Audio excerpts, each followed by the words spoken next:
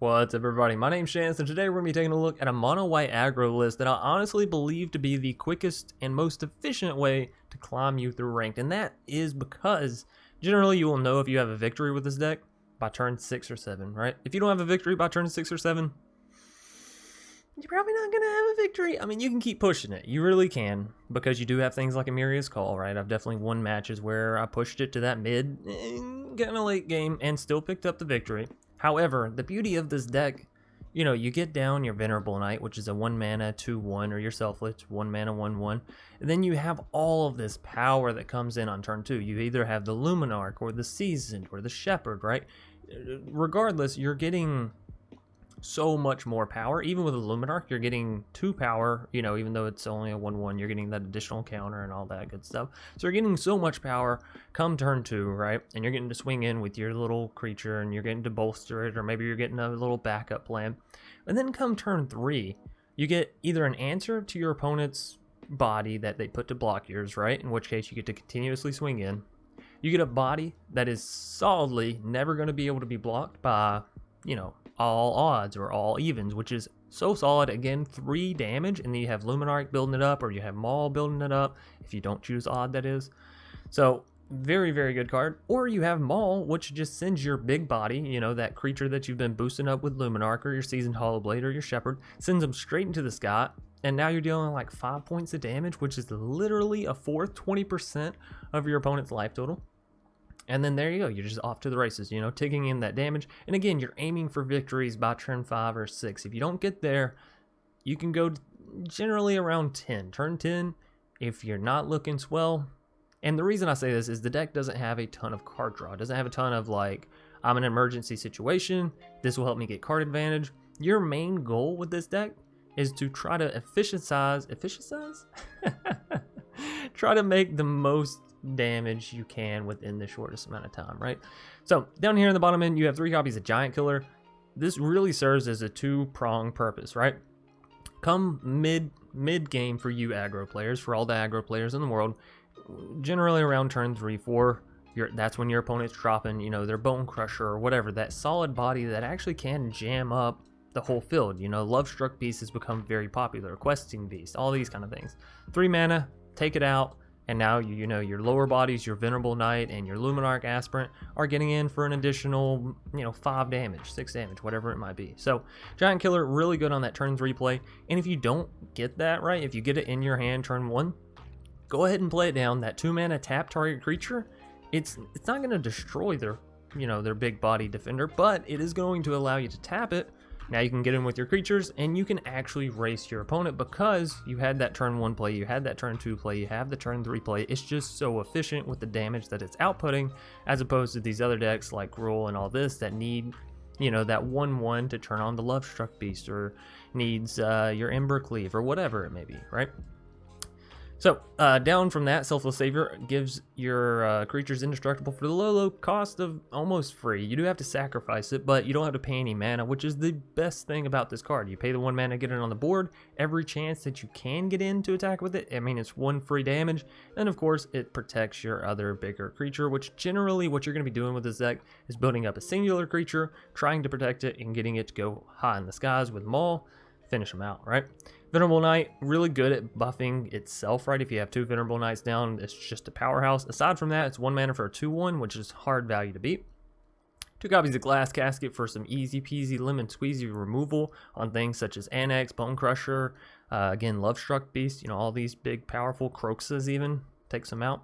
Heliod's Punishment is really, really good against things like Gem Razor, because it means whenever people will mutate onto it again, the ability won't activate, or something like a veto even, right? Where it can't activate its ability and it sort of locks it down. They can't block, they can't do anything with it. It's just another form of removal, however, less constricted than Glass Casket. It does have the, you know, you have 4 turns, but generally you should be winning within those 4 turns, right? Kabira Takedown, really good flippy floppy land, and since we are playing so many units, being able to take out things such as Love Strucks or, you know, Bone Crushers really doesn't take much, right? 3 creatures is nothing for us. We can get 3 creatures down with 3 mana, and boom, still Kabira on turn 5, right? Anyways, Luminarch Aspirant, this card is It's really, really good. However, I've found, take this as you may, it's generally best to not buff Luminarch. Reason being, say you're putting your +1/+1 counters all on Luminarch, right? When they go to remove Luminarch, you're not only losing your big creature, you're losing your big creature engine, right? Because this card is the one that allows you to turn your Seasoned Hallowblades from 3/1 indestructibles into 4/2s, 5/3s, 6/4s, you know, so on and so forth, and still have that indestructible. But if you just build up Luminarch, they only have to select one target and then it's gone. It's kaput, right? So get Luminarch down. Don't really worry about buffing it. Sure, maybe use your Selfless to save it, but a lot of the times you're even going to be using your Selfless, just kick it back, protect your creature, your Venerables, your Seasons, your Shepherds, whatever it may be. Speaking of Shepherd of the Flock, this card is really, really undervalued. I still feel even now. So 1 mana instant speed, return target permanent you control to its owner's hand. This is really good for your Skyclaves. This is really good for your smaller cards that could be getting removed, such as Venerable Knight, such as Luminarch, right? Pay 1 mana, bounce it back in hand, and then you can even replay it for 2 mana. So essentially 3 mana, you're keeping your creature alive, you're fizzling one of your opponent's removals, and everything's, you know, handy dandy, because this is also a creature that can come down the next turn for 2 mana and be a blade, right? 2 mana 3/1. Generally we call those blades in Magic. Lavabrink, we talked about Maul, we talked about Skyclave, we have talked about Legion Angel is so beautiful. 4 mana, you get a 4/3 flyer that replaces itself in your hand, so even if your opponent, you know, uses that immediate removal on it, since it is 4 CMC and it is 4 power, they're not going to be able to just Blood Chief Thirst it. Now, the best removal they could probably do is Drown in the Loch, but again, you turn around, you play another one. You turn around, you play another one, right? So we have 2 in the main board and we have 2 in the sideboard, and I feel like this is the best combination of Legion Angel action, if that makes sense.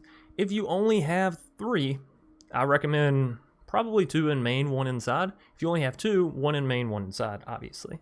Anyways, Emeria's Call, if you got it, play it. Castle Ardenvale, same thing. If you got it, play it.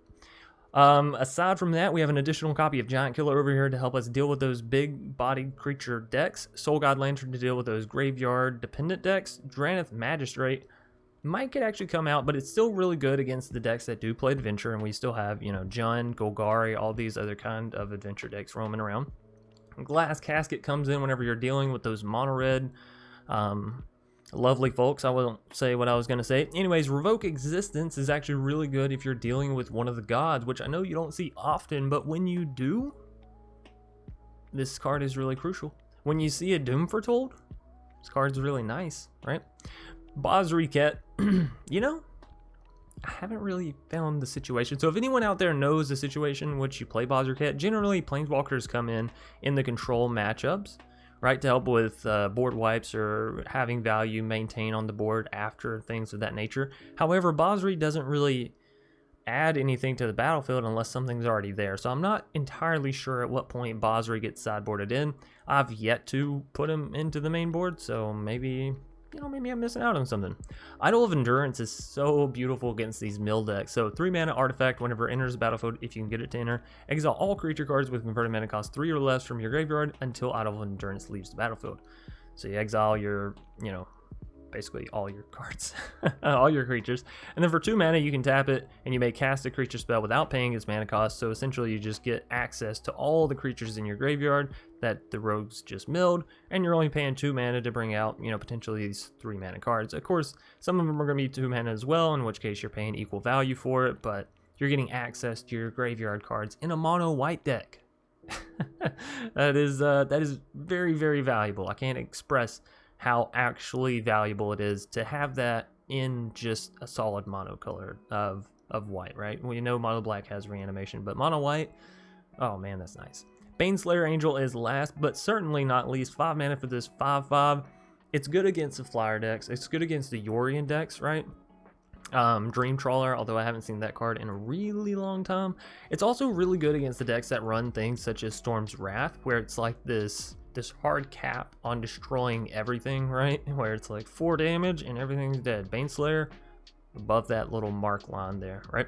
Not to mention the fact that it also has First Strike, so it does well against decks that have Embercleave, as one of the main problems with Embercleave is the fact that it gives creatures Double Strike, which means it has First Strike, which means even when you go to defend, you're generally losing your creatures and taking damage. However, with Baneslayer, has a good chance of being able to put up a fight against that kind of stuff, right? Anyways, that is going to do it for the deck tech breakdown. Sorry, this was a bit of a long one. Hope you enjoyed. And, you know, aggro decks, it's because there's so much packed so knittedly together that it's difficult for me to explain rather quickly. Anyways, hope you've enjoyed. If you did, please be sure to leave a like down below, comment, subscribe, and, of course, hit that bell icon if you want to see more, as that is the best and freest way of supporting the channel, getting updates, yada, yada, yada. Without further ado, let's go ahead and hop right into the matches. All right, Torque Wrench is going to be our first foe. And this seems like a perfectly fine hand. We have a turn 1 play, we have a turn 2 play, potentially a turn 3 play. If, you know, if we want to go that aggro into it. And then we do have a turn 4 play if we can get there with the mana. So, we shall see. It's cycling, what the hell? I haven't seen one of you in forever. Forever in a day. Let's build up the Venerable Knight. Now they have to choose between taking out the creature that constantly builds to other creatures, or taking out a, you know, pretty sizable creature. Flourishing Fox, I'm not surprised. But what we can do here, put a counter here and then just swing all in, right? Now they're forced to trade or take it. They're gonna take it. Alright, we can get down to 3-1 and just try to straight up overpower them. I kind of like the idea of that. Just push through, you know what I mean? Because we'll have 6 points of guaranteed damage here. If I can get that Legion Angel down, come next turn, we will have 7 points of guaranteed damage if they can not get another creature down, right? Ox of Agonies, or Agoness. Is it Agonies or Agoness? Agoness. Agoness. Alright, so we put a counter here, of course, right? And you swing all in and you force them back into that corner, you know? Make them trade. Down to 6, and then you surprise them with the 4-3. Bam. Style. Ladies and gentlemen, style. Now they have to remove 2 of our creatures. Shatter. Who in the hell are you playing your cheeky shatter? You know what? You know what? It's fine. It's fine. We got another Legion Angel. I came prepared. And if this one doesn't work, guess what? I got another. I have another. I'm actually gonna save this Giant Killer because it doesn't accelerate the pace at which we win. Right? 1 damage doesn't change to where we have lethal on the next turn. However, keeping the Giant Killer back could allow us to potentially kill, you know, a sizable flyer, or maybe that Ox if they get the Ox down, right? So I think actually holding on to Giant Killer is the proper play here. This is an interesting deck though. I want to see. I mean, it's just like control cycling, I guess. It's so very strange. We're at 6 mana though, which means next turn we're getting that Emeria's call down. It is happening. Which means I should probably put down Giant Killer, right? Oh yeah, done. Done. Yeah, I guess so. If we're for sure casting Emeria's Call and all of our creatures are getting indestructible next turn, let's do it to it. They're down to 3 health. Realistically, they gotta have, you know, some more shatter here. Another Shatter the Sky, which means they'd play 1 cycling, yeah, and then shatter. Yeah. Well, I'll be. When you got it, you got it. Well, let's see if we got it with these. With these 2 lovely angels, huh? You got another board wipe? Please say no, for fuck's sakes. I'm just doubling all in on my plays here. Don't make me look a fool. Zenith Flare. Okay. Alright, so what we can do here. Bye-bye Fox, right? Maul. On you. And I don't think we play Venerable. Here's why. If we don't play Venerable and they board wipe us again, cool, we have a guaranteed creature. Cool, we have a guaranteed creature. Maul stays on the battlefield, right? We can put down Venerable and immediately equip it with Maul. which would have mean I only had to hit one creature out of these two in order for us to still have lethal. Now I didn't. I'd have land again and hit a Glass Casket, which means we're still 1 point short. But that's okay. That's fine. We will eventually get there. I know it's called mono white aggro, but you know, when your opponent uses 3 Shatter the Skies on you, right? It has been 3. 1, 2, 3. Yeah. And a Zenith Flare. Things get difficult, you know? Things get difficult. They're popping the Ox out. They said it's time. If we can hit another Maul, I suppose that's lethal. Yeah, you know, oh, another Luminarch Aspirant. That's lethal as well. All right, we got a few lines of play that is immediate lethalage for us. Of course, if they just draw into their 4th Shatter, that'll be kind of bad. No Shatter, happy chance. No Shatter, happy chance. They're probably looking for the Zenith Flare, honestly, to just end it. They've got to have like, no, 15. Oh, baby. That is what the professionals call lethal. Bye-bye, Torque Wrench. It was a good game. You tried. You really tried your heart out with your control cycling. Same Gemma going to be our next foe. And this looks like a fine and dandy hand.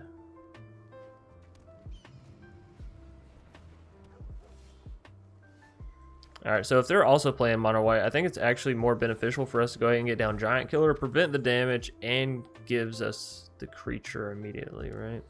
Selesnya counters. D's Selesnya counters.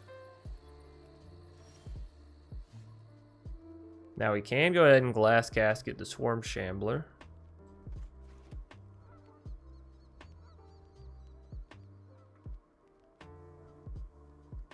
Could equally try to race them given we have the Maul, right? And that would essentially be us putting Luminarch down, building Giant Killer, swinging in. They don't block it, obviously. They go down to 18. Come next turn, put Maul onto Giant Killer. It goes up to 4-4 or 4-5, plus the Luminarch goes up to 5-6.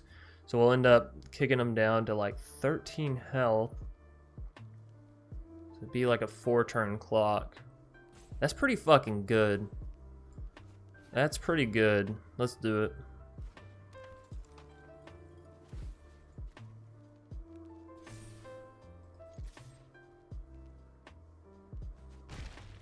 I'm sorry, not 13. I think 14, right? No, 13. I don't know. I don't know what I'm saying. We'll see. We'll see if it works out. Wildwood. But the problem is they don't have any mana to build the Swarm Shambler to build the Wildwood, if that makes sense, right? Anyways, we go Maul. We put it on the Giant Killer.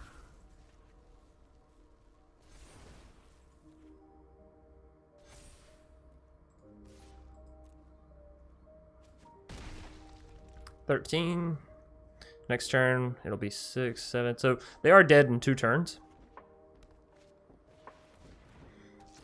Ordinary Foos is really good. That does really, really bolster what they have here. They should be swinging in with the Swarm and all that stuff too, though. They should. Alright, so come our turn. We have Glass Casket, but I think... Oh, it hits 3? Oh my goodness, that is so busted. That's... Alright, so we... Glass Casket, we take their ooze. Right? They will get the little 1/1 insect back. No, they won't, because it's not a spell targeting, right? Right? Target of a spell, right? This is an ability. Alright, so now we get down to Selfless, right? To protect our Luminarch and our Giant Killer. And then that's GG. Not too shabby. Just going for the damage efficiency. I mean, putting your opponent on a 4-turn timer, that's rough, right? That's really rough.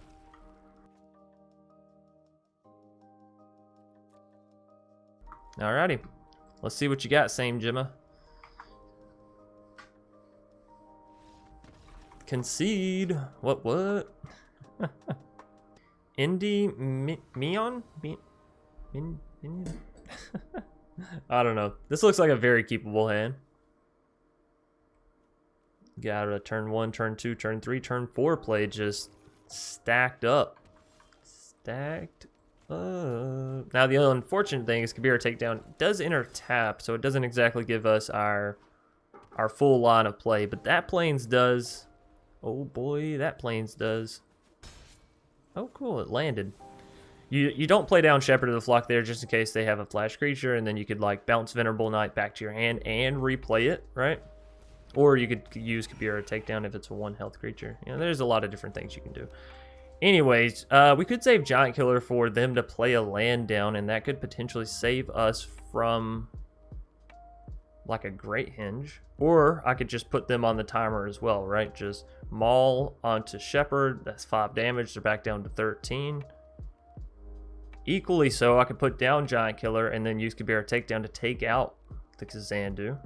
That's actually probably the best efficiency play we have here, right? Because then we have Giant Killer down for future turns to tap whatever other creatures they play. We're still getting in 5 points of damage here, and now we have 3 creatures on the battlefield instead of just 2, so we have more swing in potential, right?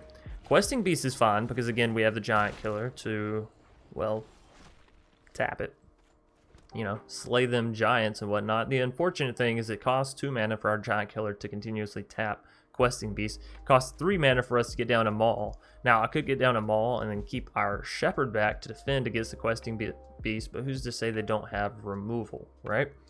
Could tap Questing Beast, we knock them down to 8, they knock us down to 12. I think we can race them, so let's just do that for a little minute here, right?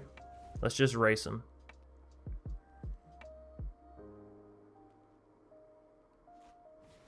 Garrick. Okay, well, I don't know that we can race them now. They're gonna get down to 3/3 green beast. They're gonna swing in with the Questing Beast. I think now's the time that we need the Maul. Either that or we need the Legion Angel to come down. But Maul allows us to also have Selfless Savior come down. So we'll throw this on Shepherd. It is now a 5/3 with first strike. You know, argument could be made to go for the Garrick, but we honestly should just go for face here, right? We're so close to lethal.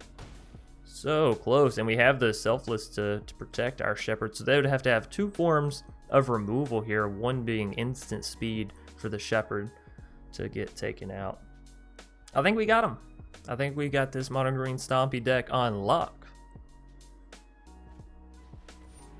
Ooh, Gem Razor. Just about the only thing they needed. Well, no, wait.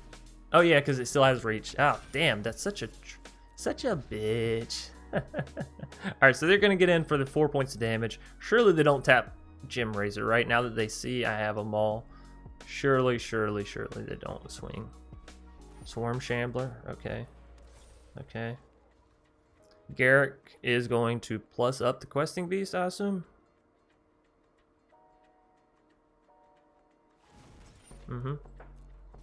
Yep. And they swing in with Questing. We take that. We go down to 5. They leave Gem Razor back. How then do we get through this monstrosity? Okay, we have 5 mana, which means I can play Maul. I can use Giant Killer. Whoa, wait, isn't that lethal? Maul here. Giant Killer here. Right? This there, right? And this is why you don't worry about the Planeswalker, because sometimes you just end up with the lethal. GG, that was beautiful.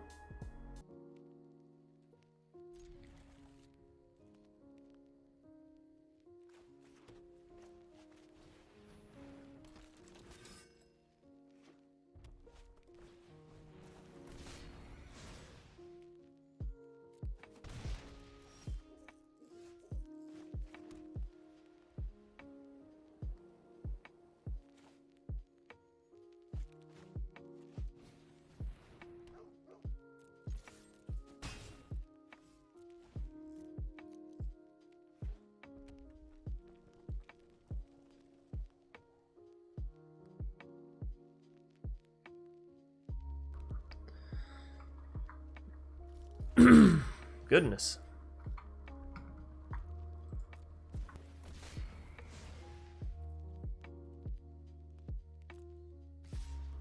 Two Fervents is worth a Glass Casket, just so we're all clear.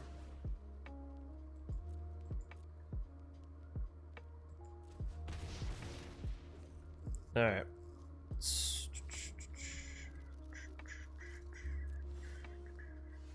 Luminarch. I was hoping for like a giant killer. I think we go Skyclave here, and that way if we draw into another land on our next turn, we can go Luminarch Glass Casket, right? Righto. Righto. They gotta have a shock or something for this to be hiccuping here. Or catching, whatever you want to call it, right? They gotta have an instant speed play. Give me that fervent. What? Now, we're pretty sure we're not going to be blocking with our Venerable Knight or our Selfless, so we'll swing all in with these two chaps.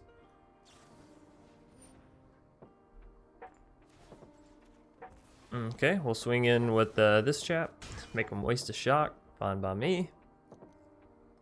Fine by me. If we can hit a land here, we can have Glass Casket, have Luminarch. Luminarch come down, buff up Skyclave to make sure it doesn't. Alright, well, Glass Casket's definitely happening. Kabira Takedown. Ooh. That is additional land, but it's not additional land this turn. Unfortunately, if we had another land, I could even go Luminarch and then Kabira onto the annex. But it's not the way the cookie crumbles, so thanks for the annex. Thanks for coming by, stopping out, showing up. I think I do go ahead and play the land here. Kabira is good, don't get me wrong. But I think we got to play the land. And we'll swing in with Skyclave. Knock them down to 14. They may crack back with Fervent, in which case we're both at 14. But if it's coming down to a race, I think we might have them, you know? Just maybe. Just maybe. Another annex, that's unfortunate. D's unfortunate. But 5 mana means we can go Luminarch. We can go Maul. Alright, so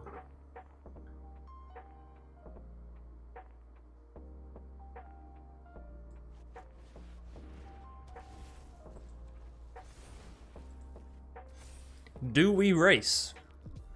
I can deal 5 points of damage this turn to their face. Puts them to 9. We have that 1 additional counter with Skyclave, that's 6, so we'd only need to deal 3 damage. Yeah, fuck yeah, we race. If I'm wrong, they have to have an Embercleave here. But if they have the Embercleave here, and they were to slam-a-jam it down on the Annex, it would kick the Annex up to 6 attack, which means even at first strike ability, it would still take out Skyclave, right? So, our best answer then is to just hope, right? All right, so here we're taking 8, 3, we're taking 11 points of damage. I think we're taking 11 points of damage too. If we're gonna remove that Torbrand, we have lethal, right? We can't remove the Torbrand. Okay.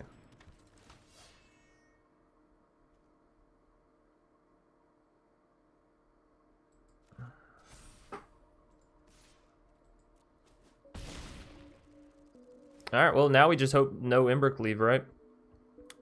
No Embercleave, no hasted creatures. We'll be all good to go. Oh my god, they have Embercleave. Damn, how do they have it every time? How do they have it every time? It doesn't really matter in how we block here. If they have Embercleave, yeah, okay.